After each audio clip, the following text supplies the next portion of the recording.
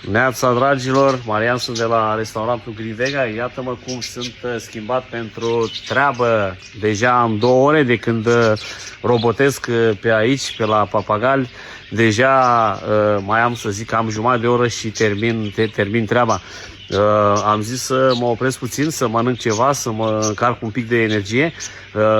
După cum vedeți, este o zi foarte, foarte frumoasă aici la noi, la Lepșa.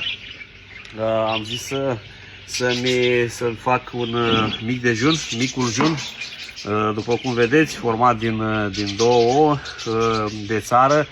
De la găinușele mele am câteva găinușe, să nu vă gândiți că o să bag ouă la restaurant, că nu am atâtea găinușe.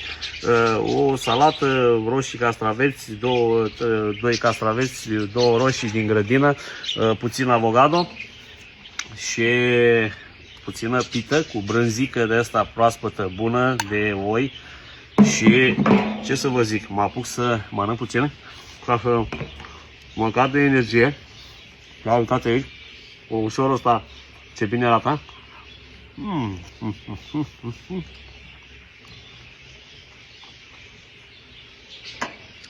Să pun puțină sărică, așa cum îmi place mie, tot dacă brânzica e puțin sărată.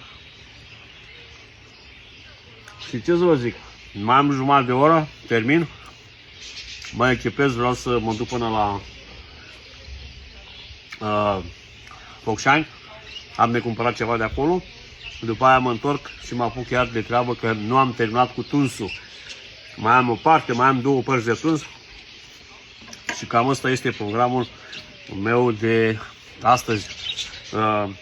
Bineînțeles că vă aștept și azi, vă aștept și mâine, vă aștept și în fiecare zi aici la restaurantul Green Vega din Lepșa. Dacă nu plec luni după marfă sau marți, suntem aici în fiecare zi. Dacă plecăm după marfă, agățăm programul în poartă și o să vedeți că avem programul de joi. De joi până duminică.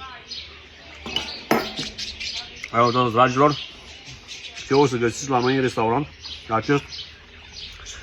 Acest suc natural care l-am înlocuit pur și simplu momentan cu fresh-ul. Am băut prea mult fresh și am zis să încerc și acest suc. Ia uitați-l ce bine arată acest suc, fructul pasiunii. Este un suc de 375 de ml, deci foarte mare și foarte, foarte gustos. Deci acest suc este super bun.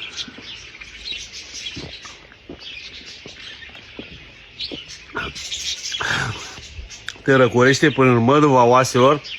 Acest suc îl vom avea la noi, la restaurant, pentru foarte mult timp. Sigur o să placă la toată lumea.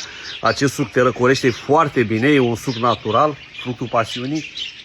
Și voi începe să mănânc în continuare, că după aia trebuie să și termin aici. Mă echipez și am plecat la drum. Așa că, dragilor, vă aștept un număr cât mai mare. De astăzi suntem prezenți. Nu sunt eu. Avem echipa aici care o să vă servească și o să vă satisfacă poftele. Da?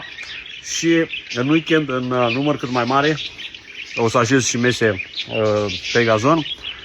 Să fie un pic de atmosferă. Vă așteptăm cu drag și Doamne ajută, vă pup!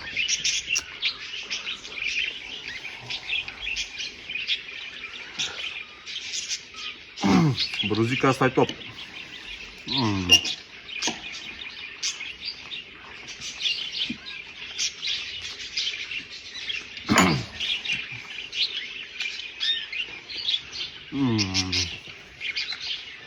Pita asta, nu știu, face să pună gura mai întâi, să e maxim, top ce e aici.